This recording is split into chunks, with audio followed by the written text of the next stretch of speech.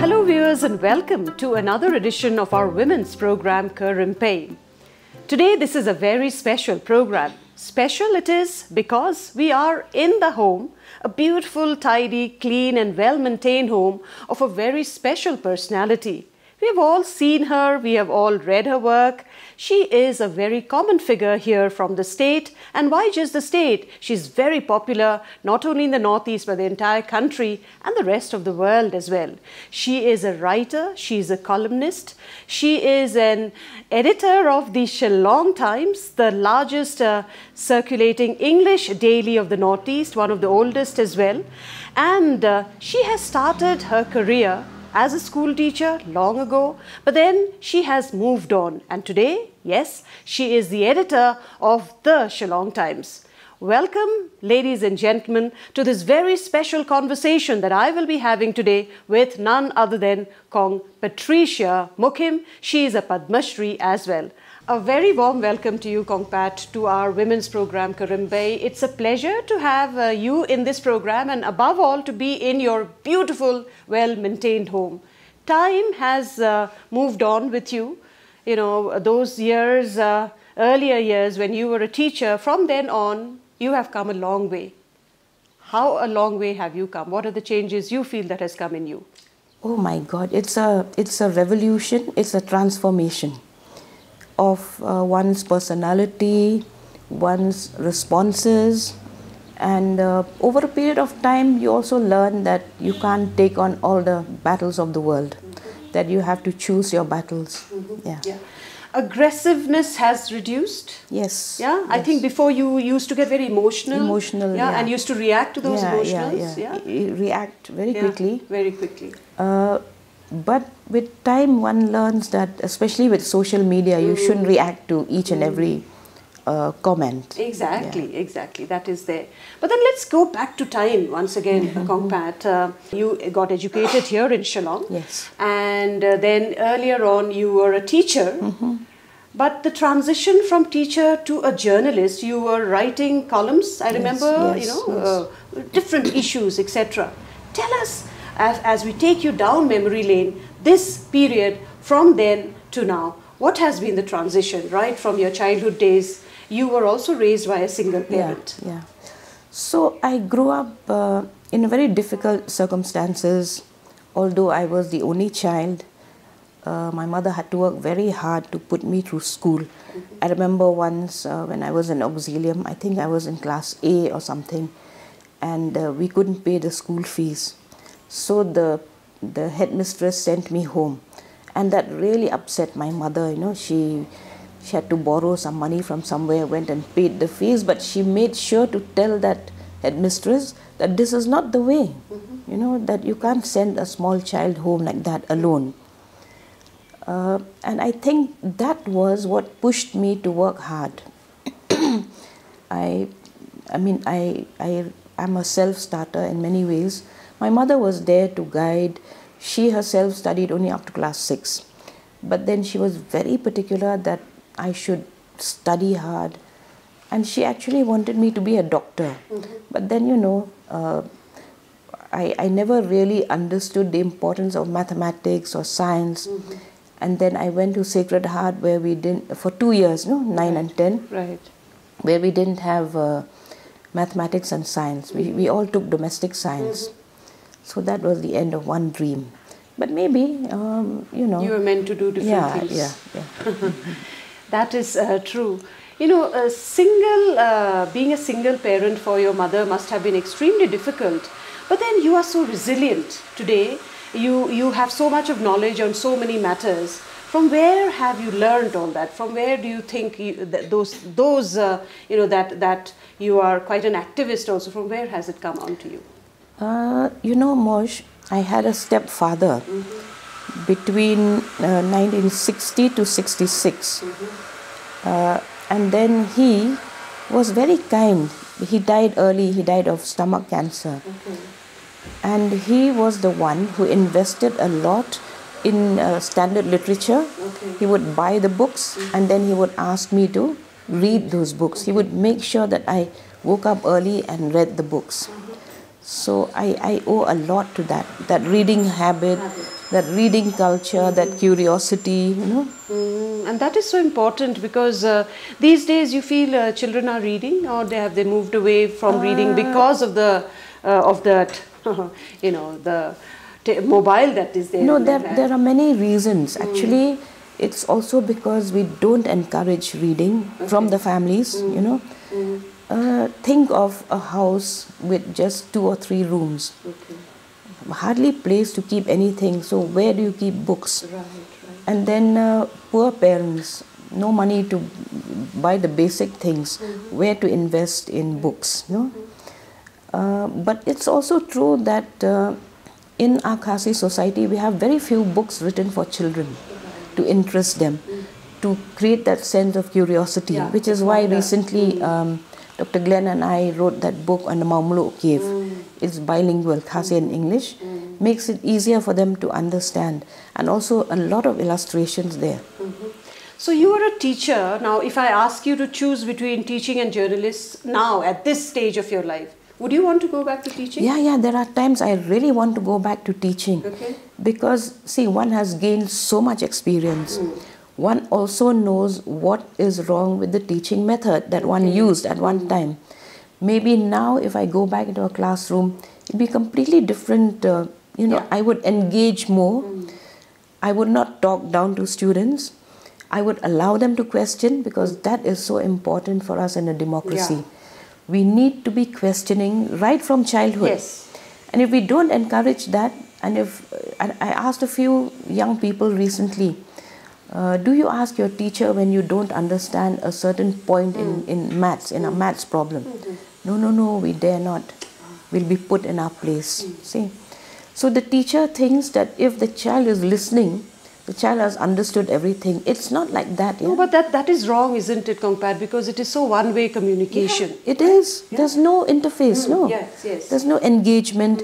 And we don't know what aspect of the cognitive domain the child is using at that point of time when he or she is listening to the teacher. Maybe he or she has switched off, you know, to a different thing that's more interesting. Because the very idea of putting all the students through a very difficult regimentation of mathematics and science, I think it should be made a little more simpler. And every child is special, every child is different. Their aptitude level is also different, right? But our classrooms are often so crowded. Is it possible for a teacher also to control so many? That is also there. I used to teach 45, 50 students. Now it is many so more. That personal relationship is not there, no. You can't build that bond. Right. But when I myself was growing up, we had 20, 24 students in a class. And our teachers were very friendly, I remember. We could talk to them. They were so knowledgeable also themselves. And they would tell stories also during, I mean, we loved listening to stories. Exactly, until date they still... But we also learned a lot, no? Right, Kongpat. Until date they still remember us by our first names. Yes. That is how it was. But then you started, writing in the sense, as a columnist, some issues that bothered you, you started, what made you come into that? What really changed by then that you thought that you would now start writing on certain matters that bothered you so much? So I was teaching in Holy Child School in 1987. I was there earlier, then shifted elsewhere, then came back. So we had colleagues who would write poems and all. I couldn't write poetry, so I decided to, it just came to my head that I should be commenting on certain issues. So I wrote letters to the editor on, how children are writing the exams during the metric and all that. Then one day the editor, Mr. Manas Chaudhary, called me and he said, why don't you write a regular column? My God, I said, no. Once I have to write on a certain day and date, everything will fall apart, I'll not be able to do it, or my creativity will be lost. Then he said, try. You were young also those days. And then those days we had to write with the hand, So I started. Especially that time there was, I remember, it was before that, during the 1970s, 79 especially, when there was so much of this ill will and all that. So I wrote letters even then, especially when I remember Archbishop Rosario of the Catholic Church, he had made a call, you know, he said, please desist from this mad fury, because people were getting killed and all. Okay. So he said, please desist from this mad fury. And people used the word, they took only the word mad fury, and they said, see, this man is calling all of us Khasis mad people. So then I wrote, I tried to clarify on that. I tried to say, no, he's calling us to bring our sanity back. And that was how I really started writing. Yeah. And then over the years, then you took up many other issues also. Yeah, I mean, political issues, social issues and all, right? Gender issues. Gender issues especially, yes. Because incidentally, you also have written a book. We'll be coming to that a bit later. But then from there on, you graduated, and finally, you are now the editor of the Shillong Times, one of the largest circulating newspapers, oldest as well, English daily of the Northeast. It is a job which has a lot of responsibility, right? Yeah.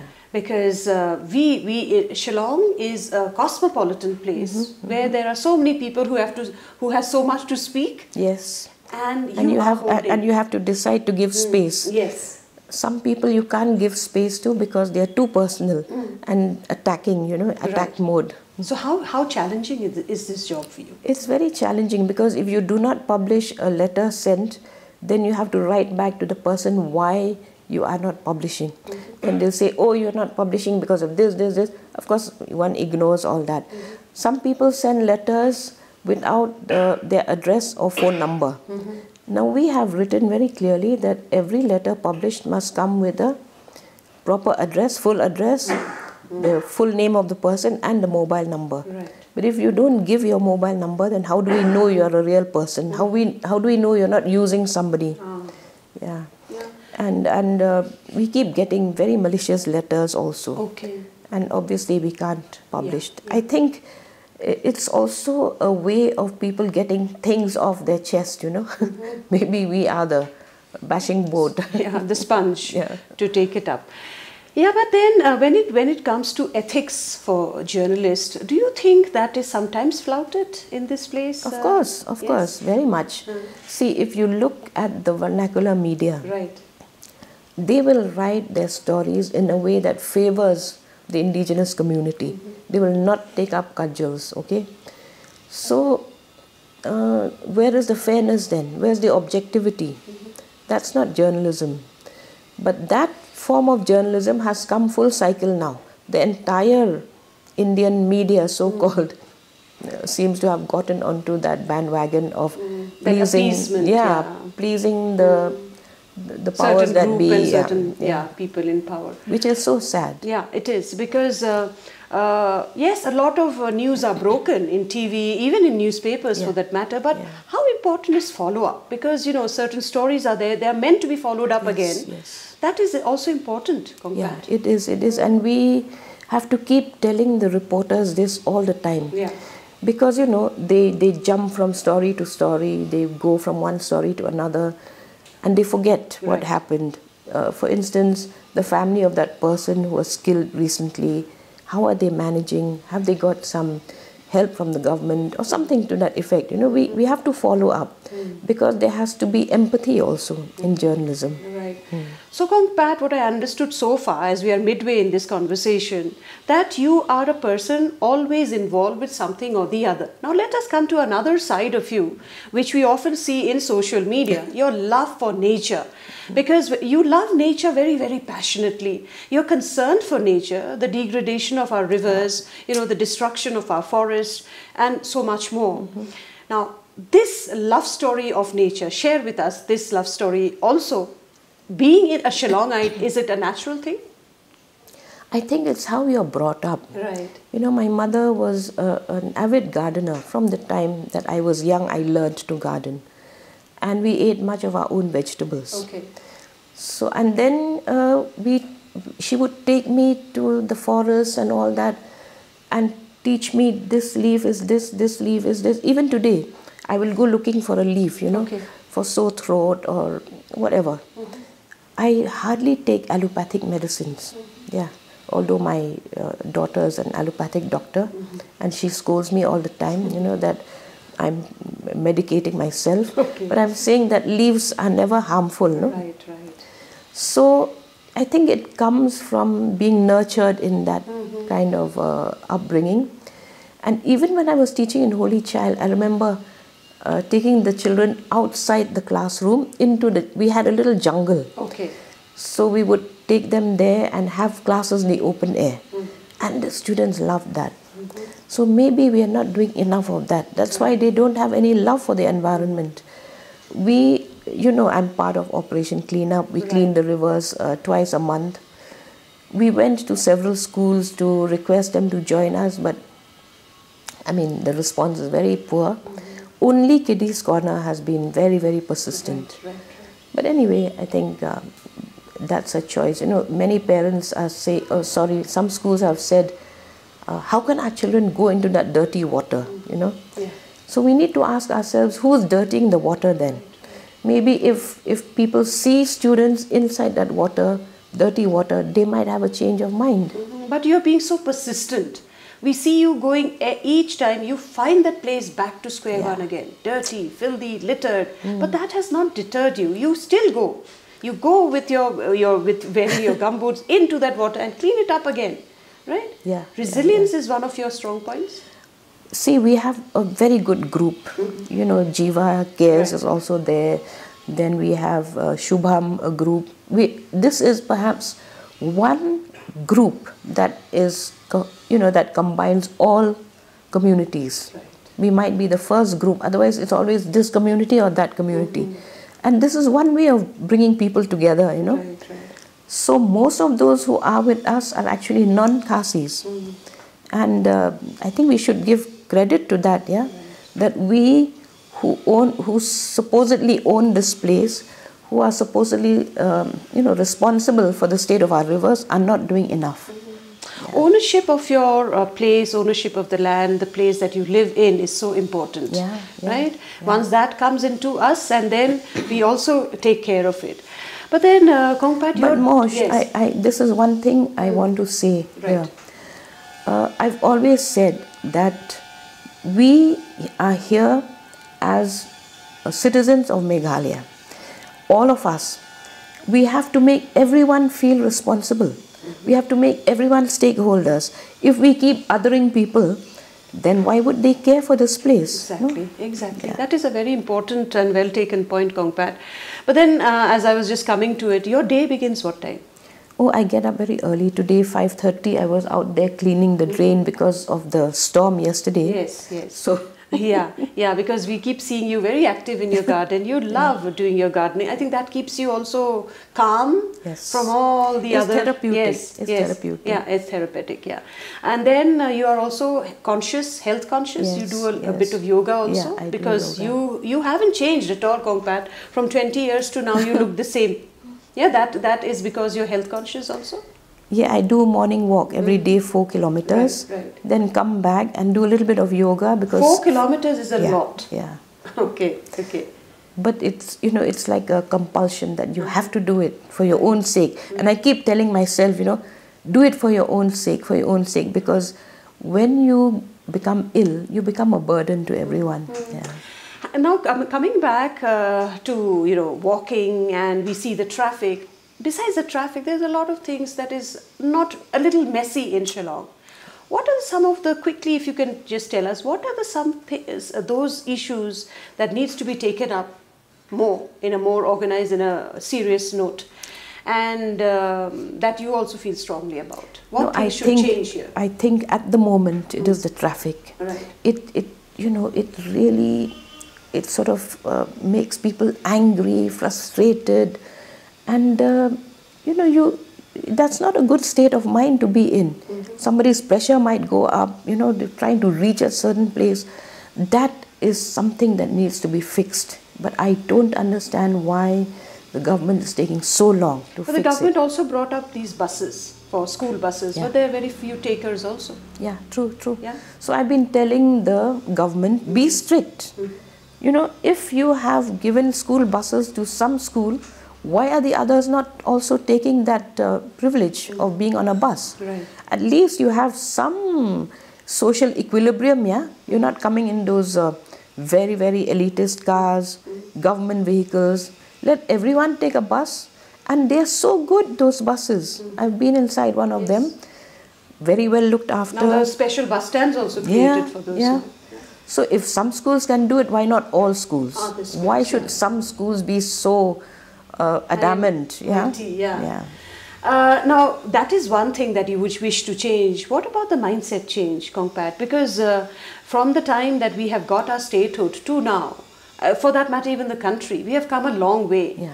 But sometimes the mindset, it seems, hasn't changed that much. No. We are still, in those years, we still only think for ourselves. Don't you think that should also need a change now?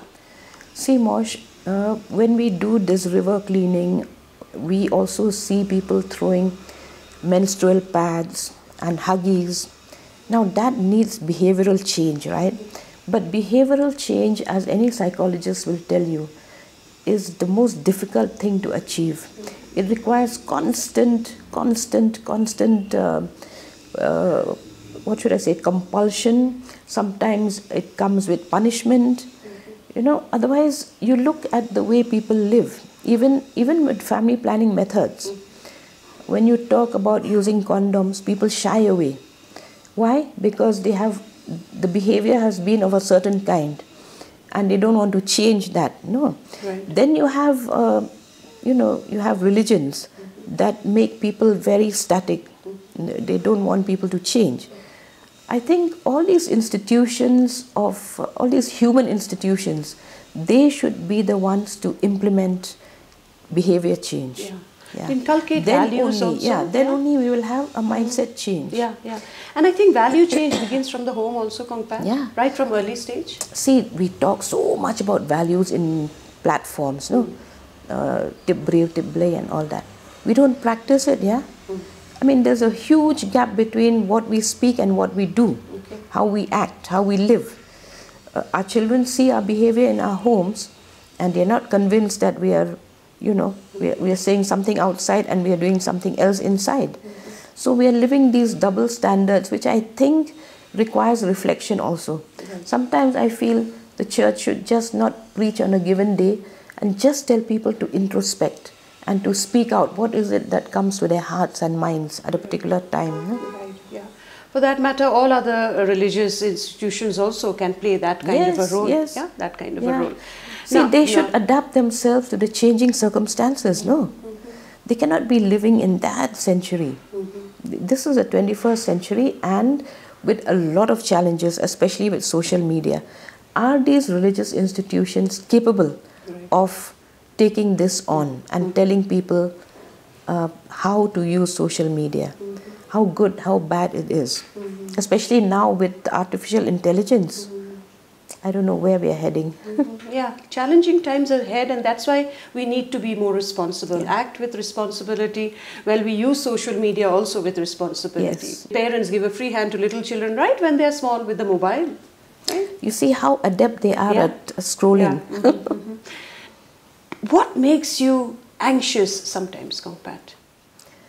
I'm anxious about governance because I feel there's a huge lacune. From the time that we started with the Hill State movement, we probably had aspirations of reaching somewhere, but we have never come up with an economic policy. So we really don't know which trajectory the state should take. And we keep grumbling. The state doesn't have specific goals. So what goals is it following? It's very random, no? So this is what actually agitates my mind, because I look at the future generation and I see no hope in their eyes, no?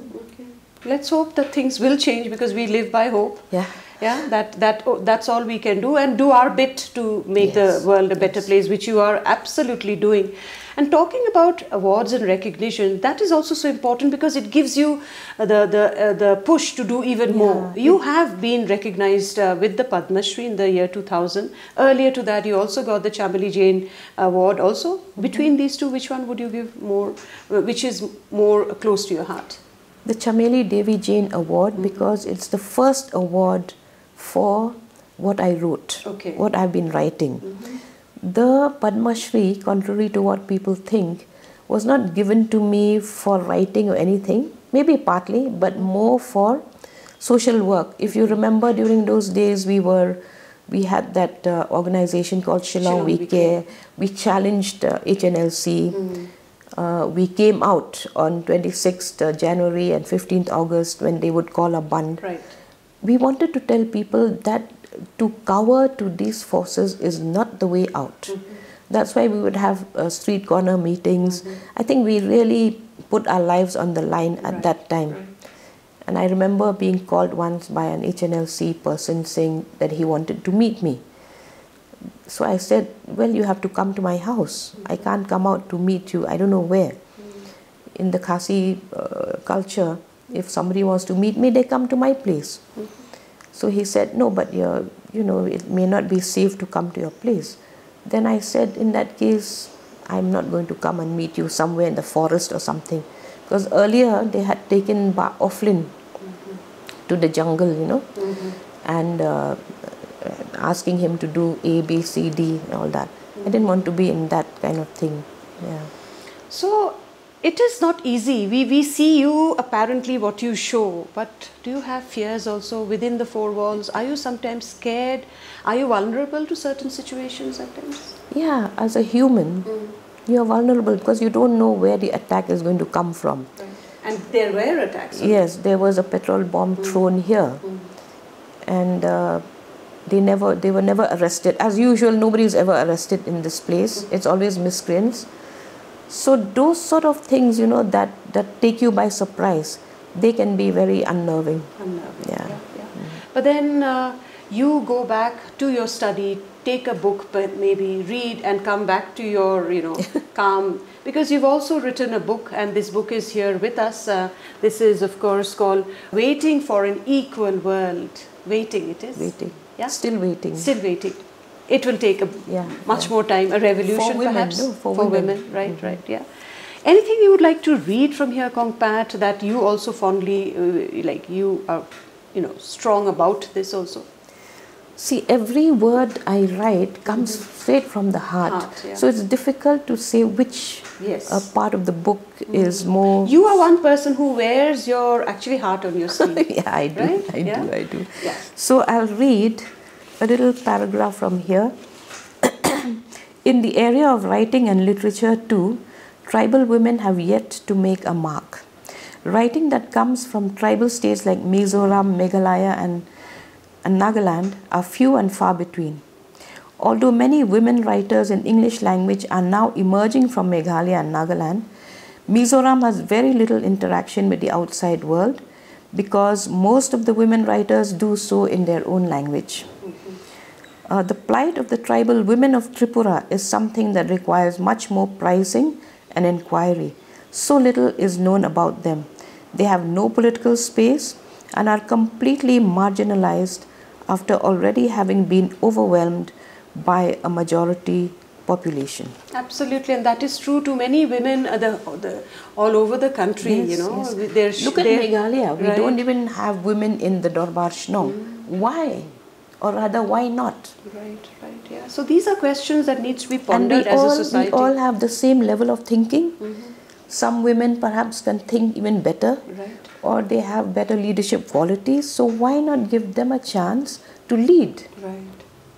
As I said, that change has to come, a lot of change in the years ahead. People need to change their mindset, then only change can come. Kongpat, I can go on and on. Actually, this half an hour program is not enough with you. It can be 2 hours and still it won't be sufficient. However, this program needs to come to an end, unfortunately. But we are glad to have you with us and that you spoke to us once again from your heart as usual. But then you also sometimes, for your own satisfaction maybe, to calm yourself down, besides reading, also sing a line or two. Yeah. So as we are winding up this, can we do it on a musical note by listening to any of your favorite song? These last few days, I've been remembering my mother a lot. For whatever reason, especially when I celebrated my birthday this time, on the 17th of March. I've been remembering her a lot. So I'm going to sing May Ba It Jonga, okay? Fantastic. May Ba It Jonga Tang Ma Pi Mo Ha Per Te Nang Nuangan Yo Laka Long Ren Yang Na Pi May Jing Snang Jing Crow Jing Do Jing Dai Day Tang Na Pi May. How wonderful. Kongpat, I'm sure the years ahead, quickly before again, I summarize it, 5 years from now, where will we see Kongpat? I don't know. Sometimes it's difficult to say, no? Will I be alive then? You will be alive. We wish you tons of good luck. But is there anything else you wish to do in the future that you have not done so far? I haven't written my autobiography, yeah? That's something I should. really must write. You must, because if your only, life... If only to encourage others. Absolutely. To fight the odds. And there will be such wonderful stories that we will all love to read. We wish you good luck, Kongpat. Continue to be an inspiration for so many of us, a role model to so many of us also. Many of the followers, you have actually guided them unknowingly or knowingly, and continue to do so. We wish you tons of good luck in all that you do, good health as well. Be cheerful, keep singing, keep writing, and be there for all of us. Thank you so much for this wonderful conversation. Thank you for the conversation. It just flowed. Absolutely. Well, so that was Kong Patricia Mukim for you, up close and personal. She has spoken today from her heart once again. She always does that. Maybe we could have gone on and on speaking so much more. But then for today, this is this bit that we have. I'm sure we will come back to her again and continue this conversation. Hope you've enjoyed this bit from the two of us. Until next time, from this comfortable, cozy home of Kong Patricia Mukim, it's bidding you goodbye.